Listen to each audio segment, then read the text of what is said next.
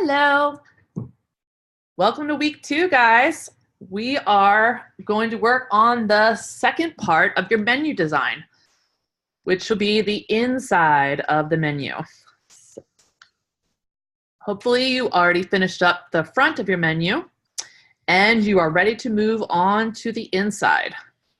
You will need to decide which cover you want to use and come in and follow the directions for the inside.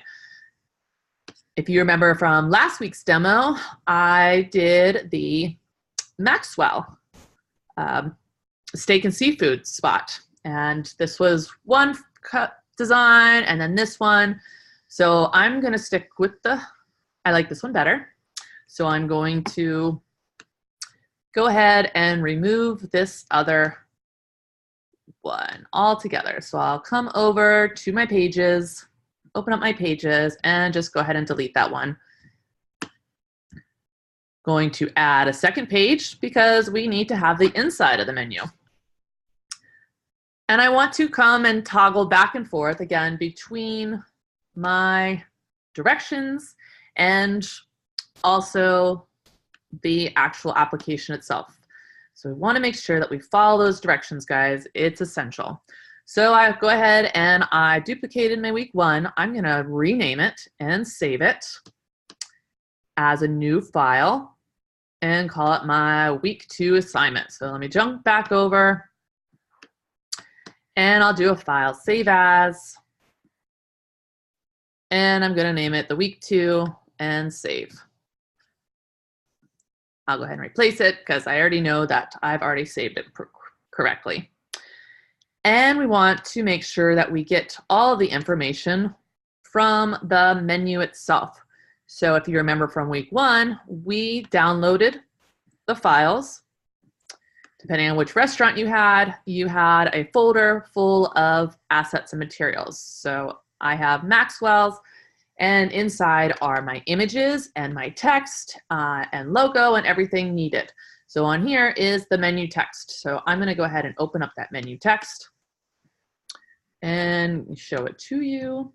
And as you can see, here is all of the menu options for our menu. I'm going to go ahead and just copy all that and bring it over into InDesign. And then bring my text tool, just drop it in. I'm just going to keep that there for now. And of course, I'm going to come back to my directions just to make sure that I'm on track and that I have included everything that I need to have. So I deleted the page. Make some revisions to your cover, guys. If I made some suggestions to you on things to fix, please try to fix those things. Improve your cover as much as you can, so it has the elements and the principles of design all applied to it, and it looks great, because what you're going to be doing is kind of designing your inside to be similar to your front cover. So we're going to add a new image to the InDesign document, add a new page. So let's come back. I'll just go ahead and share my whole here. Okay. So I already added my new page. I've already added my text in. And what I want to do is add in, it's requiring me to add in text that's provided and add in 2 photos. If you remember, we can add photos by placing them. So I'm going to, I think an image here would be good and another image here. We have to have at least 2. Let me zoom in so everyone can see. So in here, I'm going to select this guy, and then I'm going to just go to File and Place. It will allow me to open up, again, where all the Maxwell files are. And I'm going to, since the steak is on the front, I'm going to put the shrimp on the inside. It's a bit large, right? So we want to make sure that it fits in. I'm just going to come up to the tool up front here, the Fill Frame option, and fill it in. And again, I'm going to place it. I'm going to put that up here because it's kind of more of an appetizer thing. And then maybe this one, let's see what kind of thing we can place in this. I'm going to place the cake because, again, the steak's on the front. So I'm going to drop the cake in here. and centered in. All right. So we have our text, our menu, and we have our two images. I'm going to move this guy around a little bit. So looking back at our menu cover, I want to try to incorporate some of these elements. So I think I want to use this color, this shape. I don't want it to cover our pictures, so I'm going to just throw that to the back and arrange and send to back. I want it to fill up and bleed, so I'm going to take it all the way to the outside edges. Remember, the bleed goes all the way past the edges, off the white line and into the red. So the clip line is right along the paper, and you certainly don't want to miss when the printer prints it. You want to make sure that it goes over the edge into the bleed, and you have enough space for the printer to cut it. And you will have color all the way up to the edge. So what is required this week, guys, is all about these styles, okay? I talked a little bit about it in the live lecture, and here they are on the right-hand side. And we have the object style, the paragraph style, and the character style. We're going to start off with the paragraph style because that's kind of usually the one that allows you to edit the entire paragraph. And the style, the character styles, is what you are used to edit the actual individual characters or the text itself. And object, obviously, is some of the objects. So I'm going to start off with opening up a paragraph style. Okay, I'm going to select all of my text, and I'm going to add some attributes to it, okay? So let me move this down a little bit so I can see. We want to add some attributes. Maybe I want it to be all left justified. I want to indent it a little bit. As you can see, I'm using the top panel for some of these things. And maybe I want to have it spaced out. So I'm just going to go ahead and save this as a new, right here you click new style, and I'm just going to name this and double click it to open it. And you can single click to name it. And I'm going to put this as our head main paragraph.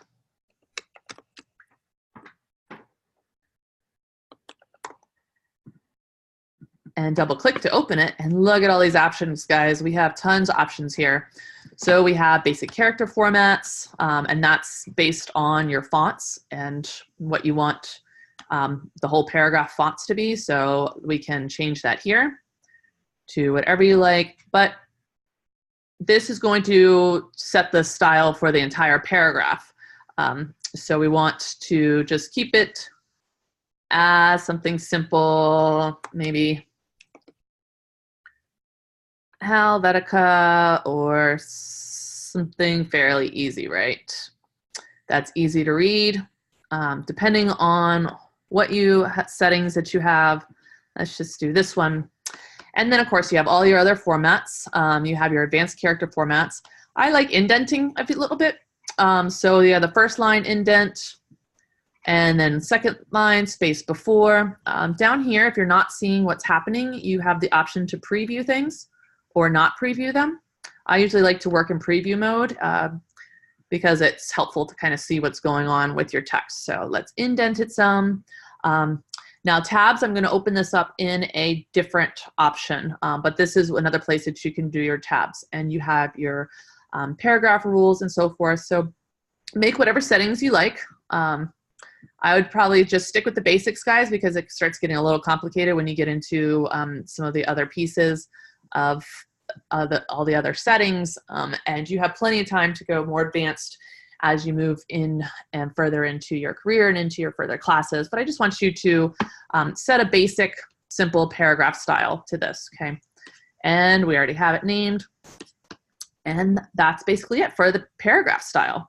Now what we're going to do is, now that we have a paragraph style set, we want to make sure that within the paragraph, we want to set individual character styles. So for example, this is the kind of the top heading for what the appetizers are. They're calling them beginning. So of course we want that text to be a little bit bigger, right? So let's go over to our character style. And we're just going to go ahead and select the text that we want to change, and we're going to just start changing it, okay? You can, I kind of want to have this style that we used here. I'm going to make it much bigger because it's a header. And now that I want to add a little color to it, which we'll talk about our color swatches in a moment. But right down here, I have these colors that are already set for the theme. I'm going to use that color. And so now that I have what it is that I want, I'm going to go ahead and press here to create a new style. So this new character style is going to be titled main topic, main food. Title, T-I-T-L-E. Okay. And of course, in here, you can change it to whatever file format you like. You can change the size of it. You can change the colors in here. All these other features are all through here. But you have now a character style that's set up. And watch how cool this is, okay? So whenever you add a character style, you can apply it to any of the other text just by simply clicking on it. So the next main food title looks like it's from the C. So I'm just going to select it here, come over and click on the main food title. Cool, right? And it looks like specialties is maybe another one, or maybe the prime tip beef, depending on how you want to choose to change it. So for example, if I want to, whoopsie, I certainly don't want the whole thing to be like that. So how about this? This is the name of the dish. So I'm going to actually I want this to be a little bit bigger. I want this to be in, let's make it green maybe. We can worry about that later. And I want it to be a little bit larger than the other thing. You can also work on your different settings here through if you want to add some spacing, some kerning, some spacing in between, also your leading, adding some space between the text. You're able to add any of those, add some additional settings. I like to space it out a little bit more through here. And we have this new setting, right? So what are we going to do? A new style. We're going to just go ahead and add that new style. And this is going to be the the dish title. So I'm going to come into each dish and just click the main dish or dish title. Great, right? Let's bring this down a bit. Okay. Awesome, right? Easy enough. Now I want to also have the other one that we need to discuss is the object styles. So sometimes throughout your, when you're making different things, whether they're in a book or a menu or whatever the case may be, you want to have the same look and feel throughout on all of the different pieces, the elements in it. So this is an object that I dropped in. It was an image, and I want to come over and add a style to it. So we already have some basic ones here that are put in that are kind of standard for you, but I want to create a new one. So I'm going to do something fun to this image. Let's just do something simple because I don't want to take up too much time showing you different effects and things like that, but let's just add a simple effect in it. I'm just going to add a drop shadow, and our effects pop up. And of course, I always love to preview, so I'm going to add a preview in, and I'm going to set off the opacity. So why am I not seeing it? Because I have the wrong thing selected. There, now I need to have the actual object selected. Now I'm going to add the effect to it. Okay, let's just drop shadow. There's my drop shadow. Now I see it off on the preview. I'm going to bring down the opacity of it because I don't like huge drop shadows. And I will kind of offset this down a bit more. Turn this guy a little bit. I think I like it here. Okay. And whatever it is that you want to add, if maybe you want to add a stroke to it, that's the black stroke. maybe bigger, smaller, no stroke, whatever type of style you want to add to it. And then I'm going to, again, once I like what I like, I'm going to add a new style. So I'm just going to click New Style. And of course, you want to make sure that you name that new style, right? So I'm just going to name this Food Pick. And of course, you have all the different settings that you want to change, add to that new object style, okay?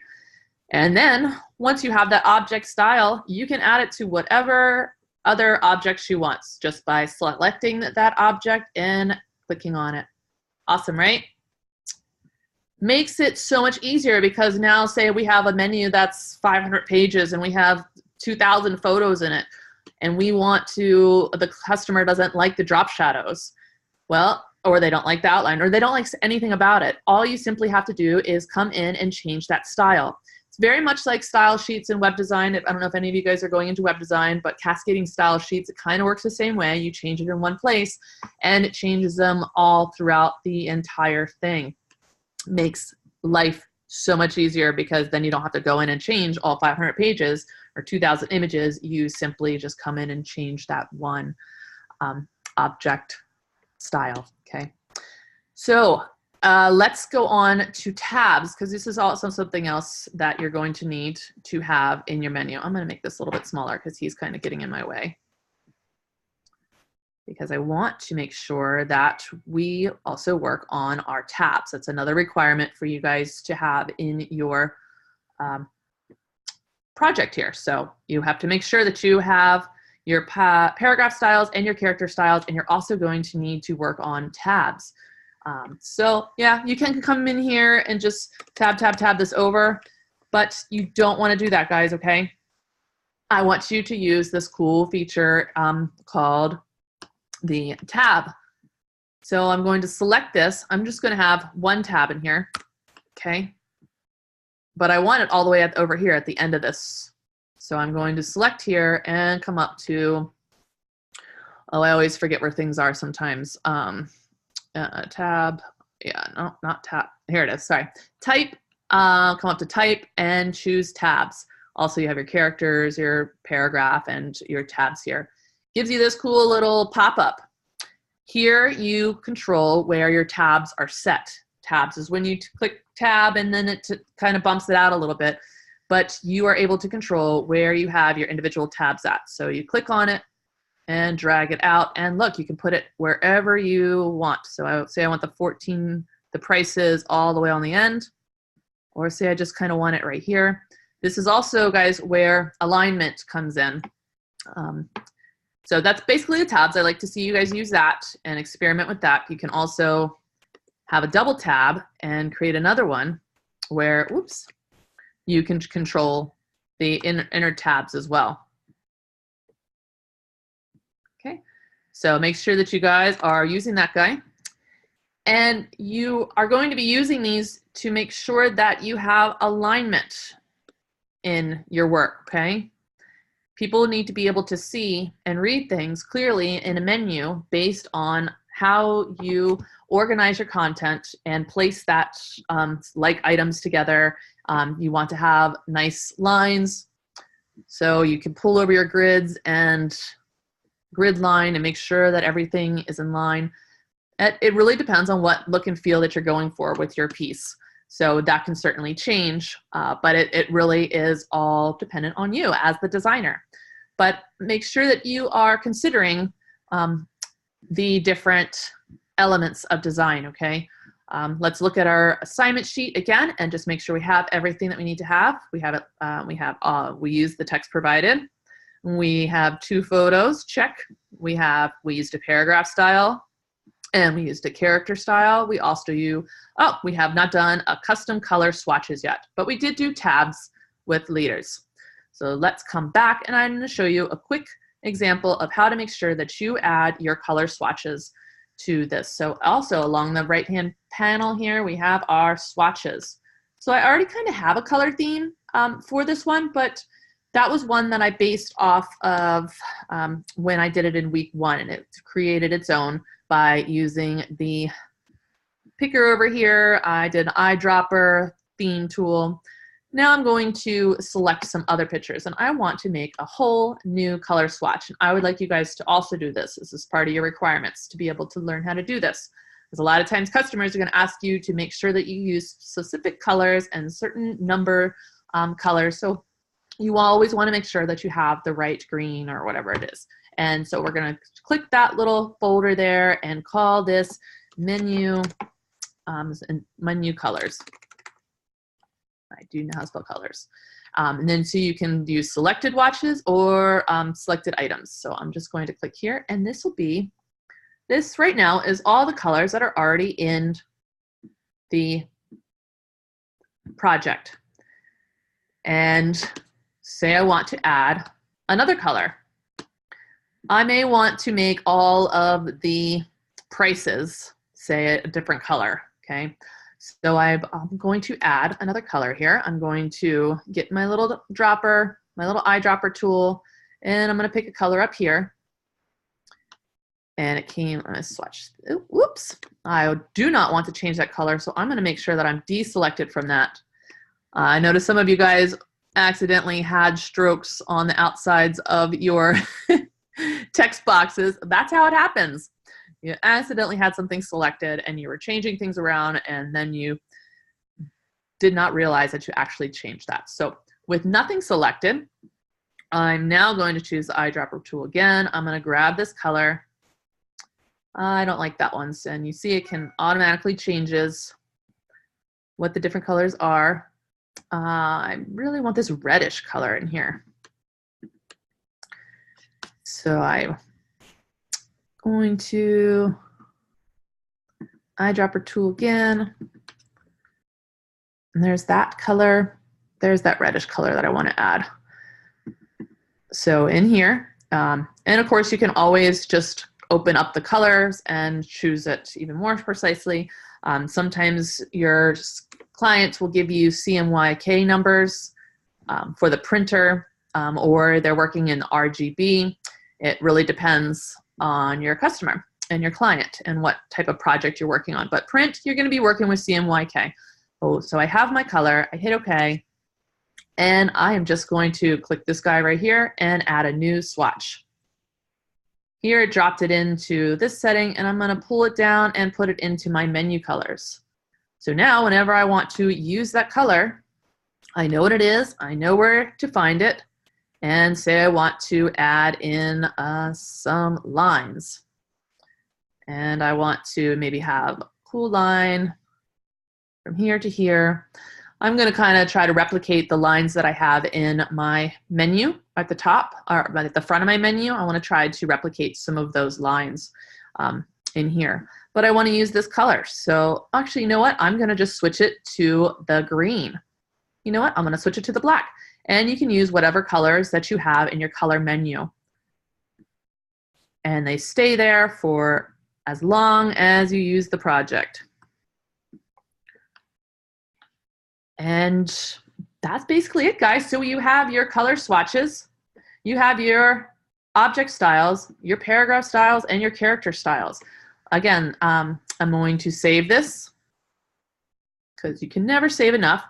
I'm not going to leave it like this. I would never turn in work like this because obviously it's not completed. I would have to come in and do some more things and move some other things around and work on that a bit. But I do not want to spend your whole entire demo here showing you how to do that. But I do want to show you again how to package. A lot of folks had a hard time with this. So I want to just demo it one more time. Now that you're finished with your project, it's all said and done. We are just going to go to File. I already saved it. We're going to File and Package. And it's telling me some information, fonts. You know, it's giving me a little error saying that this linkage, probably because the R3 used RGB, but not to worry, it's all okay. It's just a summary of your entire publication, and we're just going to hit Package, okay? And save it. So I'm going to, it creates a folder of your packaged file, okay? So you want to save that in your documents. I'm going to put it in my week 2 work, and it creates the folder and package and say package. There are 2 texts on this page. Okay, okay. InDesign always loves to give you lots of, well, most Adobe products, they're just giving you warnings, fair warnings, right? And so from here, I saved it and I want to show you guys what comes out, okay? So I'll show you here. Let me go to where I need to be in my week 2 work. So look, I got this week 2 folder. This is the packaged folder that I got, okay? This is what came out from the package. When I packaged it, it gave me this folder. All you need to do, guys, from this point, let me show it to you here. So you got this folder. That's the package. Open it up. It has everything in it. It has your InDesign, or IDML, which is a file that InDesign creates to open up in previous versions of InDesign. I had the PDF, all the links and the fonts, everything that anyone will need to be able to look at your project. Once you have this folder, this is what you compress and send to me. So basically, if you're on a Mac, you control, click, and compress. I compress it. Right next to it in the same folder is the zip. Make sure that you name this your assignment and your last name, whatever the requirements are for that. And then this is what you send me, okay? I don't want this. I don't want zips of zips, multiple students, multiple zipped, and we don't want to do that either. So just this zip here, okay, is all you need to submit for your assignment. If you have any questions or you would like to see more things demoed, I am here and willing to help at any point in time. Your success is my success, and I can't wait to see what you guys do with the insides of your menu. Have a great day. Have an awesome week too, guys, and I will talk to you soon. Bye.